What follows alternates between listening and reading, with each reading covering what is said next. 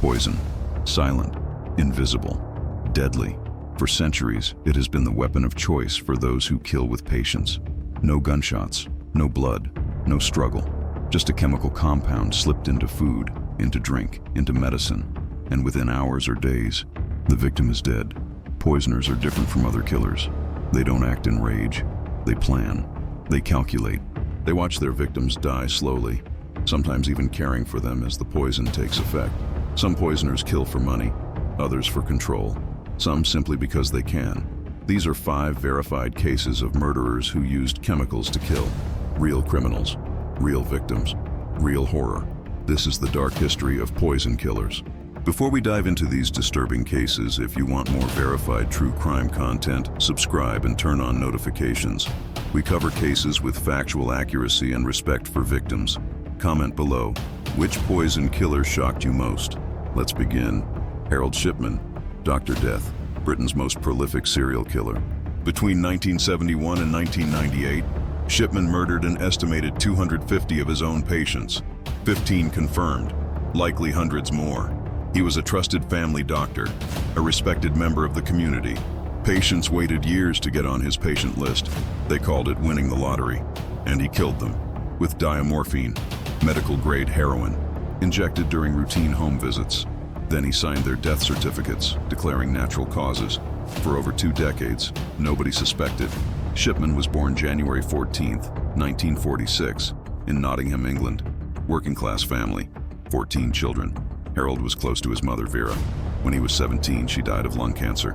In her final days, doctors administered morphine injections to ease her pain. Harold watched. He remembered. He became obsessed with medicine. He graduated from Leeds School of Medicine in 1970, married Primrose Oxtoby, had 4 children, seemed like a normal doctor. But in 1975, Shipman was caught forging prescriptions for pethidine, a powerful painkiller. He was addicted. He was fined, sent to rehab, and then, incredibly, allowed to continue practicing medicine. In 1977, Shipman joined a practice in Hyde, Greater Manchester. He cultivated an image, compassionate, dependable, made house calls, cared for elderly patients. By 1992, he opened his own solo practice. His patient list grew, his reputation soared, and his killing accelerated. Shipman's method was simple and effective. He targeted elderly women, mostly during home visits. He would arrive with his medical bag, chat with the patient, gain trust, then inject a lethal dose of diamorphine under the guise of routine treatment. The dose was massive, enough to stop the heart within minutes. He would stay with the patient as they died. Calm, professional. Then he'd inform the family it was natural causes, heart failure, old age, expected. He signed the death certificate himself. No autopsy, no questions. His victims were elderly, many already in declining health, so their deaths didn't raise alarms. Between 1992 and 1998, Shipman killed at least 143 patients. His murder rate was increasing. He was killing more frequently, becoming bolder, more confident. By 1998, some doctors began noticing something strange. Dr. Linda Reynolds observed an unusually high number of cremation forms for elderly women from Shipman's practice. She contacted the coroner. Police investigated but found insufficient evidence. Shipman continued killing. Then came his mistake. June 24, 1998. Kathleen Grundy, 81, former mayoress of Hyde, healthy, active, beloved. Shipman visited her at home. She died that day. Then something extraordinary happened. A will surfaced, clumsily forged on an old typewriter. It left Kathleen's entire estate worth £386,000 to Shipman. Her daughter, Angela Woodruff, a solicitor, knew immediately something was wrong. Her mother would never have written such a will. She demanded an investigation. Police exhumed Kathleen's body. Autopsy revealed lethal levels of diamorphine, enough to kill 20 people. Police launched a full investigation. They looked at Shipman's patient records. The patterns were undeniable. Hundreds of deaths. Almost all elderly women. Almost all during home visits between 1 and 6 p.m. Almost all with Shipman present and no family around. Bodies were exhumed. Toxicology tests confirmed massive amounts of opiates. On September 7, 1998, Shipman was arrested. Police searched his home and office. They found medical records he had falsified to make patients appear sicker than they were. They found the typewriter used to forge Kathleen's will. The trial began March 1996. Prosecution presented overwhelming evidence: ballistics, forensics, falsified records, testimonies from families. On January 31, 2000, Shipman was convicted of 15 murders. He was sentenced to life imprisonment with a whole life order. He would never be released. Dame Janet Smith was appointed to lead a public inquiry. Her findings were horrifying. She confirmed 215 murders, suspected 45 more, possibly another 24 dating back to 1971. Total estimated victims, 250 to 284. Shipman's motives remain unclear. Some speculated he was avenging his mother's death. Others believed he was playing God, deciding who lived and died. Some thought he derived pleasure from the power of controlling life. Financial gain was ruled out in most cases. On January 13, 2004, one day before his 58th birthday, Shipman hanged himself in his cell at Wakefield Prison. He never confessed, never showed remorse, never explained why.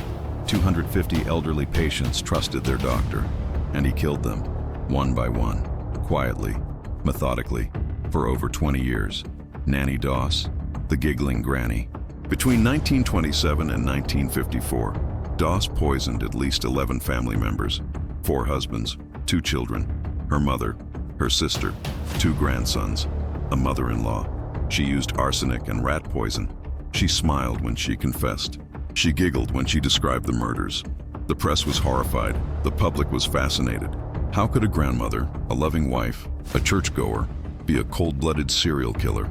Nannie was born Nancy Hazel, November 4, 1905, in Blue Mountain, Alabama. Her father, James, was abusive and controlling. He kept Nannie and her siblings out of school to work on the family farm. She had little education, no social life, no freedom. As a child, Nannie suffered a head injury on a train. Some believe this injury affected her brain, contributing to her later behavior. As a teenager, Nannie escaped into romance magazines. She devoured stories of perfect love, handsome men, happy endings. She became obsessed with finding the perfect romance. At 16, her father arranged her marriage to Charlie Bragg's. The marriage was miserable. Charlie's mother controlled their lives. Charlie drank and disappeared for days. Nannie was stressed, unhappy, trapped. Between 1923 and 1927, Nannie had 4 daughters. In 1927, 2 of her middle daughters died suddenly, suspected food poisoning. Authorities never investigated deeply. Charlie grew suspicious. He took their eldest daughter, Melvina, and fled. He later said he left because he was frightened of Nannie. Charlie's mother died soon after. Nannie and Charlie divorced. Charlie survived. He was the only husband who did. Nannie's daughter, Melvina, gave birth to a son, Robert, in 1943. 2 years later, Melvina had another baby. While recovering from labor, groggy from ether, Melvina thought she saw her mother stick a hat pin into the newborn's head. When she asked her husband and sister, they said Nannie told them the baby was dead. Doctors couldn't explain the death. In 1945, Melvina's son Robert died under Nannie's care, asphyxia from unknown causes. Nannie collected $500 in life insurance she had secretly taken out on the child. Nannie met her second husband, Frank Harrelson, through a Lonely Hearts newspaper column. Frank was an alcoholic. He was abusive. In 1945, Frank allegedly attacked Nannie. The next day, she put rat poison in his corn whiskey.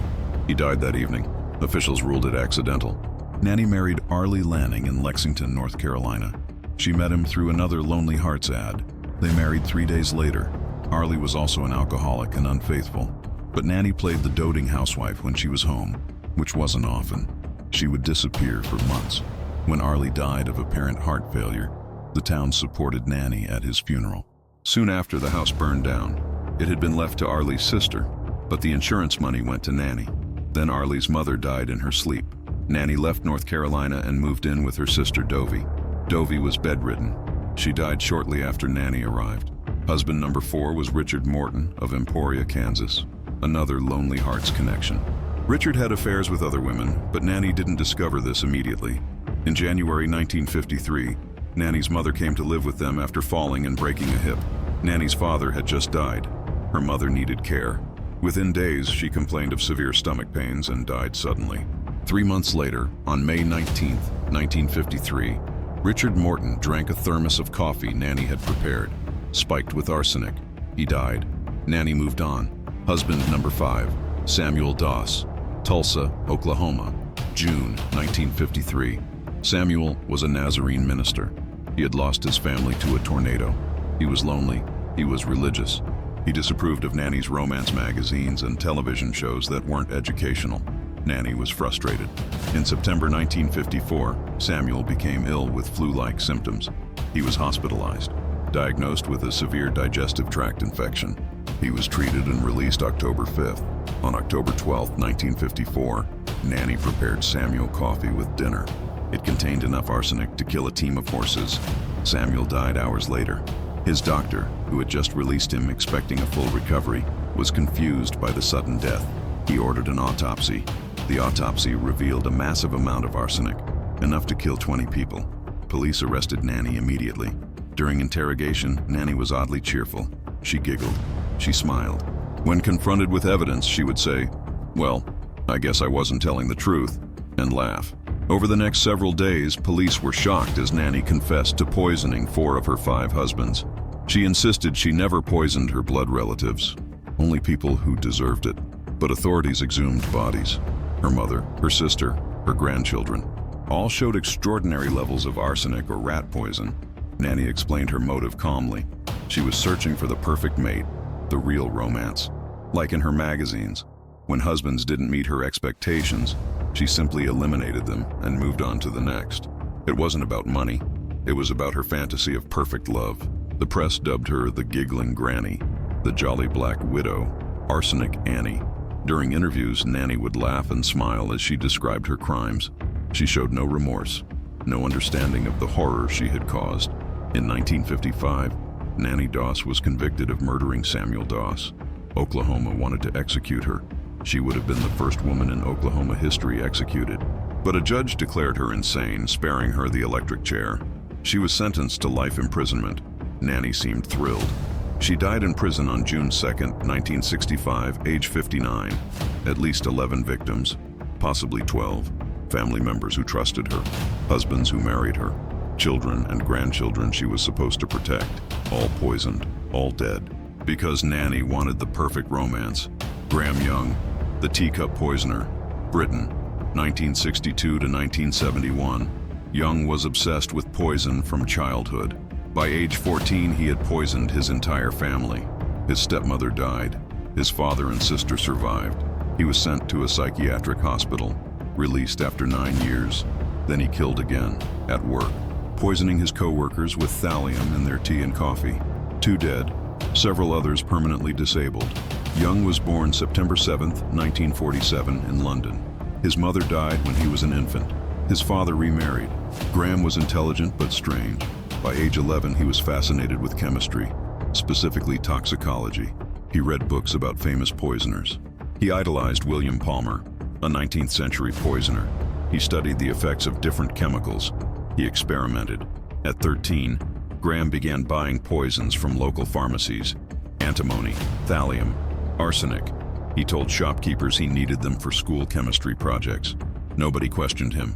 He started poisoning his family, small doses. He wanted to observe the effects.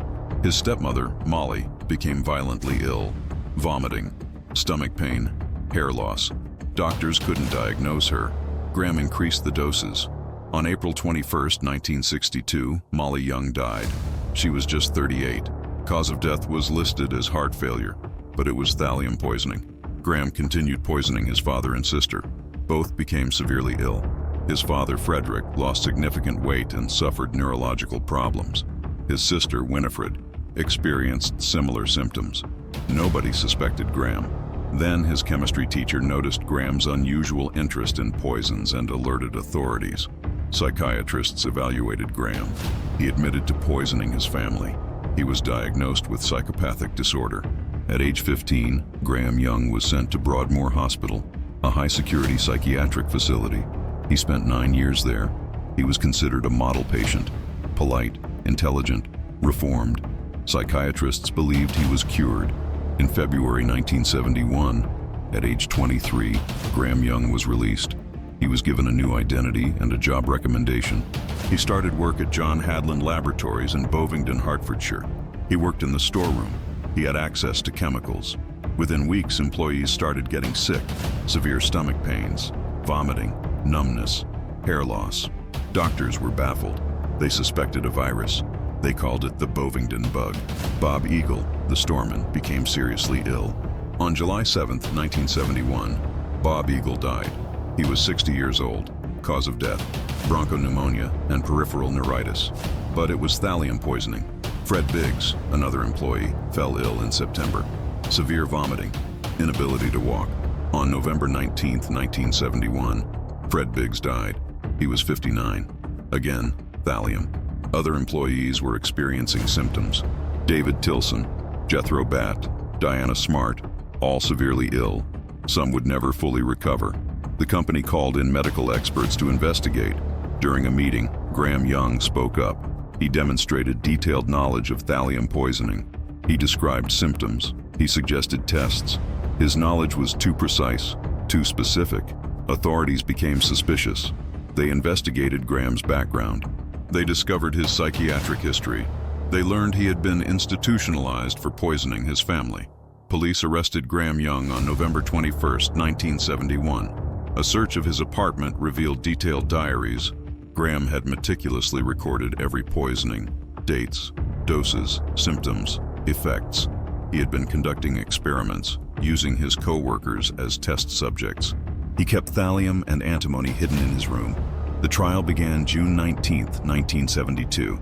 Graham Young was charged with 2 murders, 2 attempted murders, and 2 counts of administering poison. The evidence was overwhelming. His diaries, his knowledge, his access to chemicals, the timeline. On July 19, 1972, Graham Young was convicted. He was sentenced to life imprisonment. He would serve at least 15 years. Graham Young remained in prison for the rest of his life. He never showed genuine remorse. He was fascinated by his own crimes. He discussed them clinically as experiments.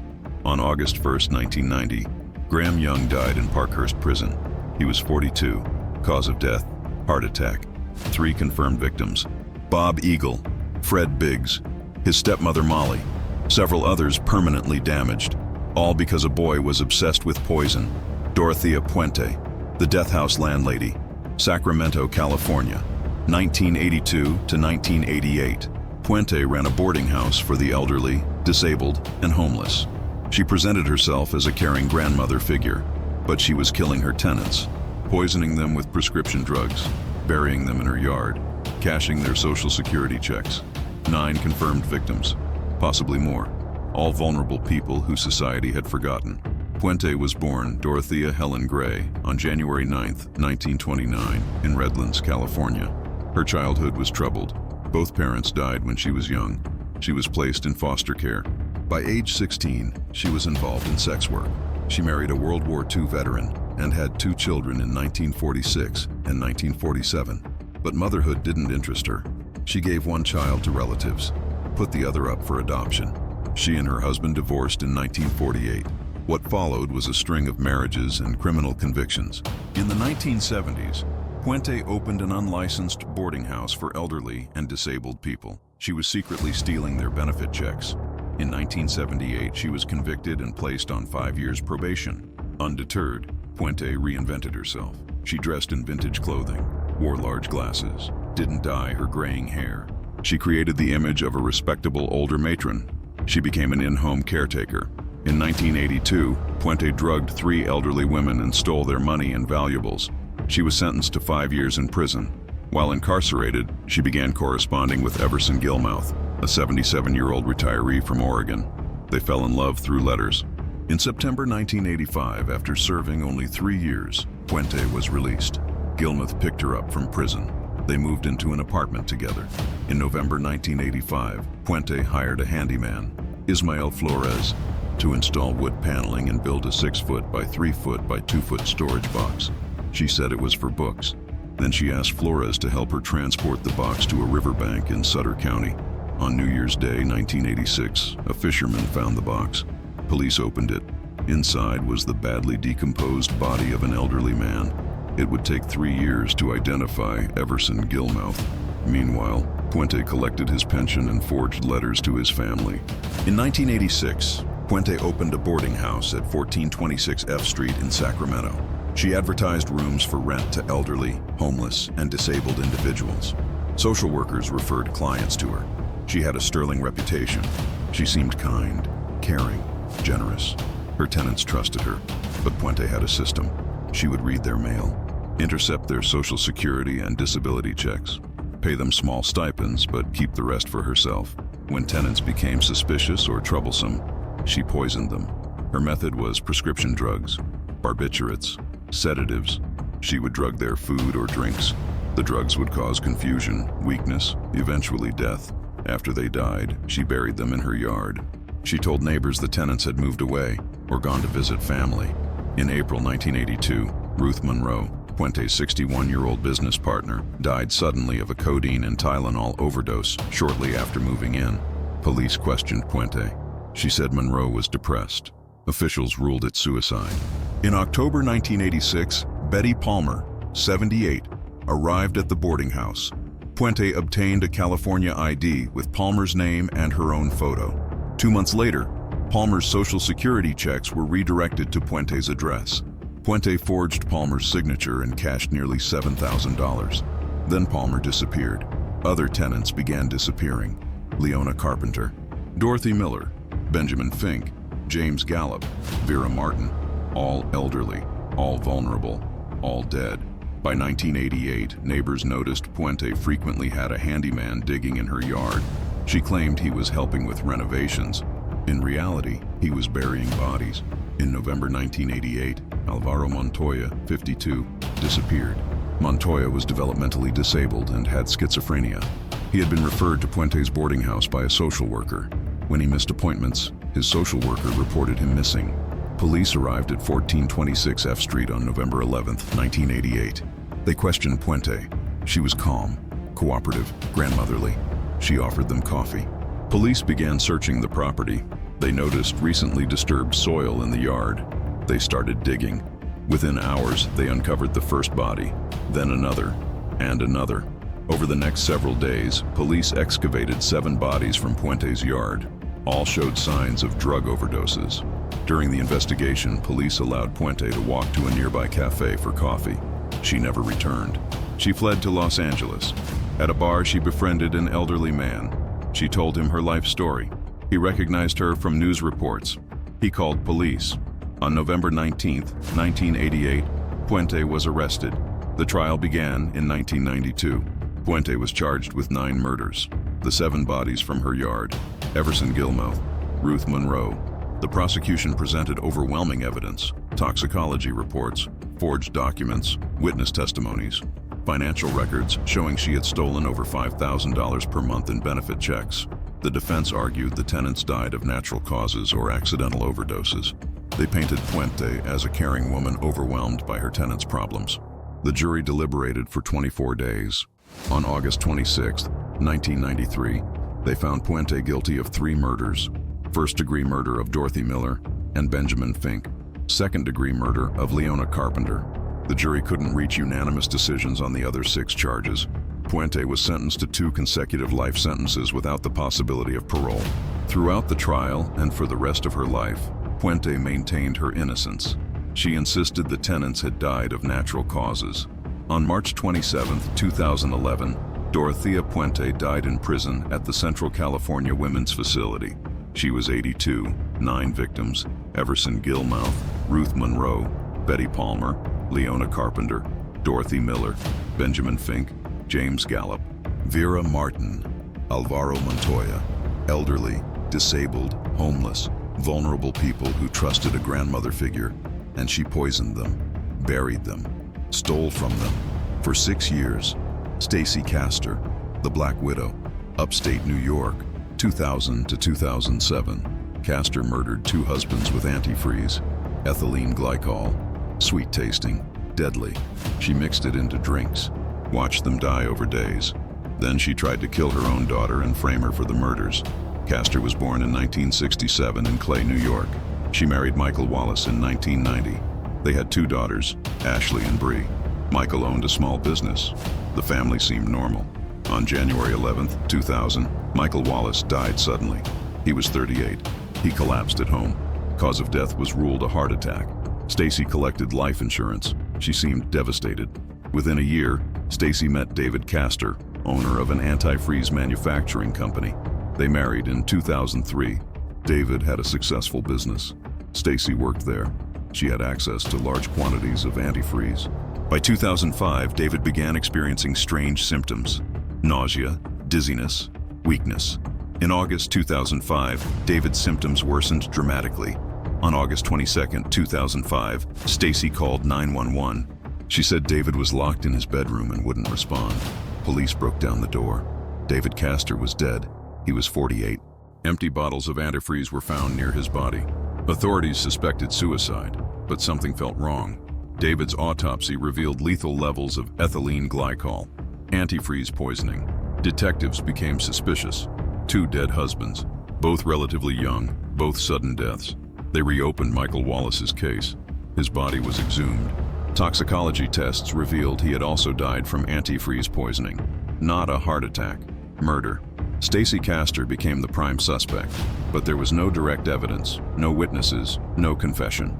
Then, on September 14, 2007, Stacey's daughter Ashley, 20 years old, was found unresponsive. She had ingested a massive overdose of pills mixed with vodka. Next to her was a typed suicide note. The note confessed to killing both Michael Wallace and David Castor.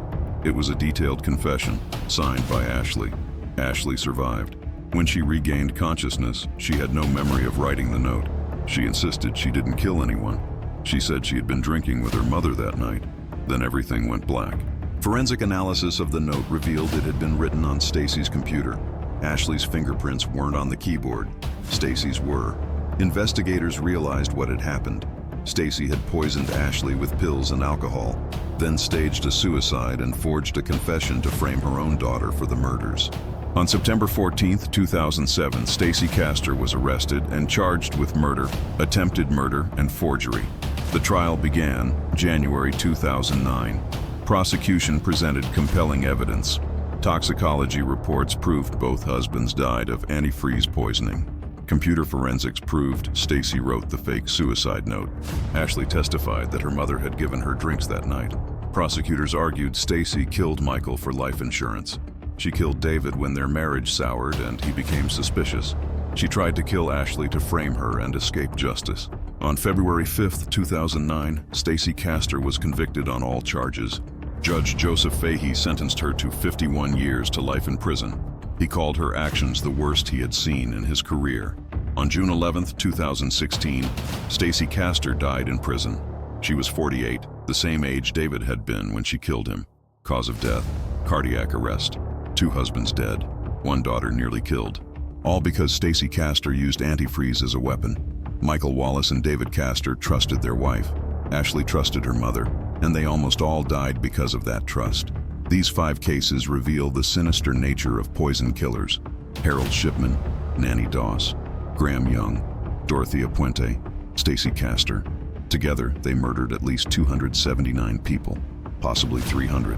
They used chemicals: diamorphine, arsenic, thallium, prescription drugs, antifreeze.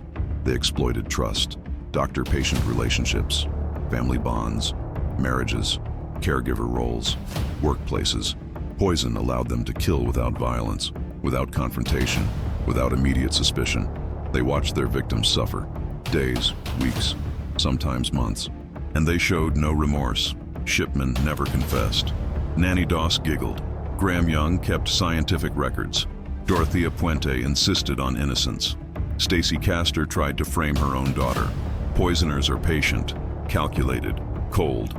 They don't kill in rage. They kill with precision, and that makes them uniquely terrifying. The victims had no chance to defend themselves. They didn't know they were being murdered until it was too late. A cup of coffee, a meal, an injection, a drink, and the poison was already working. For Harold Shipman's 250 patients, justice came too late. For Nannie Doss's 11 family members, their murderer smiled through her confession. For Graham Young's co-workers, a chemistry enthusiast turned them into experiments. For Dorothea Puente's 9 tenants, A grandmother figure buried them in her yard. For Michael Wallace, David Castor, and almost Ashley Wallace, a wife and mother chose murder over divorce. Poison killers exploit the most fundamental human need: trust. We trust doctors, we trust family, we trust spouses, we trust co-workers, we trust caregivers, and these killers weaponize that trust. If these cases showed you the dark history of poison killers, make sure to like and subscribe. We cover true crime with verified facts and respect for victims. Comment: which poison killer do you think was most dangerous? Share this with anyone interested in true crime. These stories need to be told. The victims need to be remembered, because poison is still a weapon, still silent, still deadly. And understanding these cases might one day save a life.